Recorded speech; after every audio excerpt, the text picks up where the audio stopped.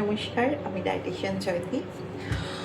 গরমে কি খাবো আর কি খাবো না, তো কি খাবো সেটাই বলি। সহজপাচ্য খাবো, ভাজাভুজি, রিচ ফুড, মশলাপাতি অ্যাভয়েড করবো। ফুচকাটা এখন বাড়িতে বানিয়ে খাবো, বাইরে খাবো না। এখন আর বর্ষাকালটা মেনে নেব, এরপরেই বর্ষাকাল আসছে, তো সেই জন্য আর ফুচকা আমি একবারও না করছি না। তবে ফুচকাটা আলু দিয়ে না খেয়ে মটর দিয়ে খাওয়াটা ভালো। আর হচ্ছে পান্তা ভাত, যেটা আমি সবসময় বলি।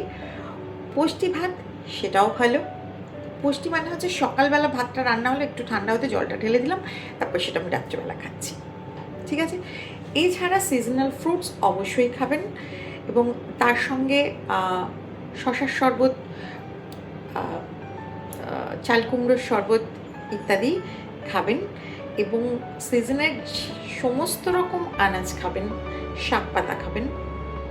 এবং রাত্রিবেলা ঘুমের জন্য, ঘুমে হাঁসফাঁস না করার একটা রেমিডিস হচ্ছে রাত্রিবেলা পান্তা ভাত বা শুষ্নি শাকের শরবত।